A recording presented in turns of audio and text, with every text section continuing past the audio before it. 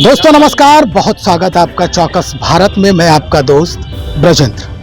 भाई, बिहार में चुनावी मुद्दे जो हैं कई प्रकार के हैं। उसमें जो सबसे अहम मुद्दा इस वक्त सबसे ज्यादा फैल रहा है वो है रोजगार का। रोजगार के मसले पर जितने भी बड़े नेता हैं या यूं कहें कि पक्ष में हैं या जो विपक्ष में हैं, लोगों को घेरने का प्रयास कर रहे हैं। लेकिन जो सत्ता पक्ष के लोग हैं, जो सत्ता पक्ष की कुर्सियों पर बैठे हुए लोग हैं, खास करके शिक्षा विभाग में रोजी रोजगार के मसले को लेकर कई लोग आज भी सड़क पर भटक रहे हैं। हमारे पीछे जो हुजूम है वो इसी का एक गवाह है, सबूत है। क्या मसला है, क्या मैटर है, हम इन्हीं से जानने का प्रयास करते हैं और उसके बाद फिर हम विशेष जानकारी आपको देने वाले हैं। क्यों आप लोग आज भाई सड़क पर आ गए हैं, क्या मतलब? देखिए, सबसे पहले तो हम लोग शिक्षक अनुकंपा आश्रित हैं। जो बिहार में जितने भी वर्ग के शिक्षक हैं, मृत शिक्षक हैं, उनके सब लोग हम लोग आश्रित हैं। और पिछले 7-8 साल से हम लोग शिक्षा विभाग, जेडीयू ऑफिस, बीजेपी ऑफिस, जिसकी भी सरकार रही है, हम लोग चक्कर लगाते आ रहे हैं। आज भी हम लोग आए थे जेडीयू कार्यालय में, एक जनता दरबार लगाया गया था। इसी सिलसिले में हम लोग आए हुए थे। जो पूरी हमारी टीम है, इसी सिलसिले में हम लोग आए हुए थे। क्या सुनवाई हुई आपकी मांग? देखिए, सुनवाई आश्वासन दिया गया है। ये 7-8 ये आश्वासन कितने वर्षों से मिल रहा है? देखिए, अब तो आश्वासन पे कोई विश्वास नहीं होता है। नहीं, फिर भी ये जानना बहुत जरूरी है कि इतने वर्षों से महागठबंधन की भी सरकार थी, उस समय भी आपके साथ यही हुआ होगा। तो उस समय से लेके यानी पिछले कितने वर्षों से आप आश्वासन में ही जी रहे हैं, भटकते रहे हैं अभी तक? देखिए, सरकार का जहाँ तक अब बात किए, बार बार सरकार बदल जाती है, बार बार मंत्री नए आते हैं जी। अब जब नए आते हैं तो वो कहते हैं कि अब हम फिर से नए से शुरुआत करेंगे। नए से शुरुआत करते हैं, साल 1.5 साल में थोड़ा बहुत जहाँ जहाँ काम खिंचाता है, तब तक वो सरकार बदल जाती है। सेम यही हुआ है जब इससे पहले आरजेडी गठबंधन की सरकार थी। पिछले जो शिक्षा मंत्री थे उनसे हम लोग मिले थे, बहुत मिन्नत पैर उठ पकड़ने के बाद हम लोग का फाइल वित्त विभाग गया था सीट सृजन के लिए। बीच में सरकार चली गई उनकी, बीच में तो बाद में वही हम लोग को टालने लगा कि हमारा नहीं सुना जा रहा है, नहीं हो पा रहा है। सरकार बदल गई, इनसे हम लोग लगातार मिन्नत करते रहे थे। इन्होंने किसी तरह करके फाइल वो स्वीकृत हो गया वित्त विभाग से। लेकिन समस्या आ गया कि उसको यही खुद रोक दिए। इनका कहना है कि नहीं, अब वो कैडर खत्म हो गया, अब दूसरे कैडर में बहाली होगी आपकी। अब फिर ये कह रहे हैं 2-3 महीना का समय हमको चाहिए। जून में हम इनसे मिले हुए थे तो 2-3 महीना बोले हुए थे। आज 3 महीना के बाद ही हम लोग आए हैं, सितंबर में आए हैं। 7 जून को हमको लगता है हम मिले हुए थे, उसके बाद आज 4 सितंबर हो गया, 3 महीने के बाद हम मिले हैं। फिर आज बोल रहे हैं कि 2-3 महीना का हमको समय। लगभग कितनी संख्या होगी आश्रितों की? देखिए, पूरे बिहार में 7500 के आसपास हम लोग की संख्या है, जो हम लोग के नॉलेज में है, और ज्यादा भी हो सकती है। जैसे मैं मोतिहारी जिला से, तो वहाँ पे 200 कैंडिडेट है, उसके एवज में मात्र 19 सीट दिया गया था, जिससे बहाली हुई। किसी जिला में तो और जो सीट थोड़ा बहुत जो 10-15 सीट दिया गया था उस पर भी बहाली नहीं हुई।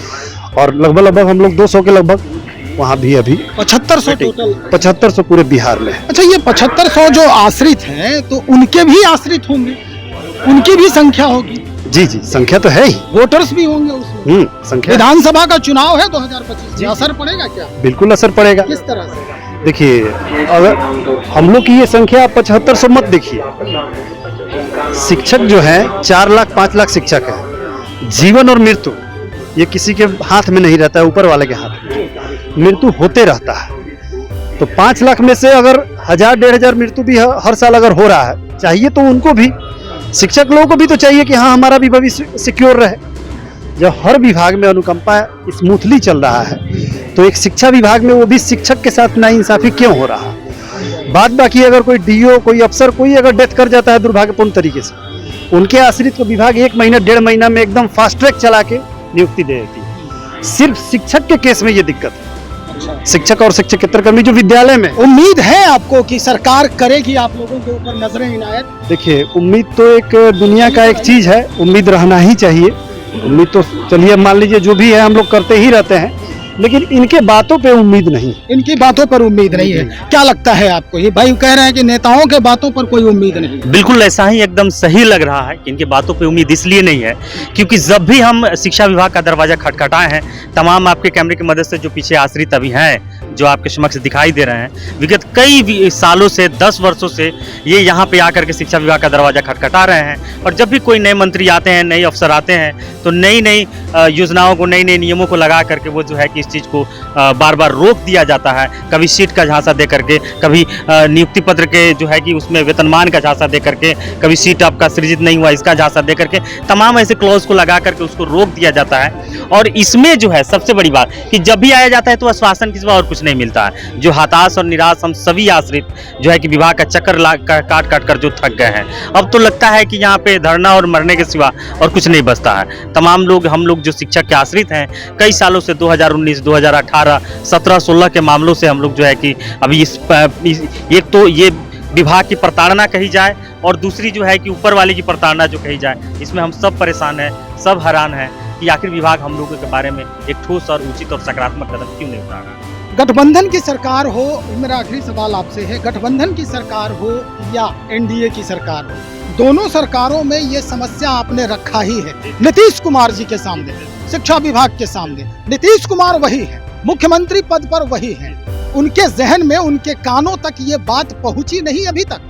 शायद अभी तक तो नहीं पहुंची, तब जाकर के ये सारा काम ये कर रहे हैं। और दूसरी चीज जहां तक हमें लगता है कि बार बार उनके कान में पहुंचने के बाद भी इस चीज को नजरअंदाज किया जा रहा है।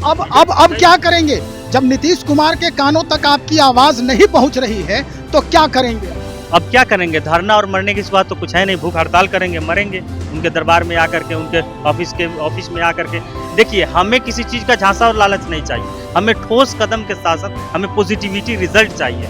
हमें इतने आश्रित जो हम मर रहे हैं, दर दर के ठोकर खा रहे हैं आपके विभाग में आकर के, हम लोग जो दिन रात यहाँ से 500-500 किलोमीटर दूर से आश्रित आकर के कल रात से यहाँ पर बैठे हुए विभाग का चक्कर लगा रहे हैं, लेकिन विभाग जो है किसी भी तरह के सकारात्मक कार्रवाई हमारे खिलाफ नहीं हो रही है। अगर इसके आगे भी यही रवैया रही या यही अगर करता रहा तो हमें मरने के अलावा और कुछ नहीं है। सुसाइड और देह जो है कि मतलब कि अपने यहाँ पे खुद जो है कि अपने आत्मदाह करने के अलावा और कुछ नहीं है। अगर ऐसा होता है तो मैं आपके न्यूज़ और कैमरे के माध्यम से ये बताना चाहूँगा इस सरकार को, या यहाँ के जो भी सर्वे सर्वा बैठे हुए हैं उनको बताना चाहूँगा कि यहाँ अब आत्मदाह होगा इनके ऑफिस के सामने। हम लोग खुद आत्मदाह करेंगे, मैं खुद आत्मदाह करूँगा, मैं अपने ऊपर जो है कि पेट्रोल लगा करके मरूंगा अगर इस पर कोई ठोस कदम। देखिए, क्या नाम है आपका? जी, मेरा नाम सत्य प्रकाश है। सत्य प्रकाश जी, जज्बाती होने से कोई फायदा नहीं है। ये हालांकि ये कानून हद से ज्यादा पार हो गया। अब क्या चाहिए? चिलचिलाती धूप में खड़े होकर के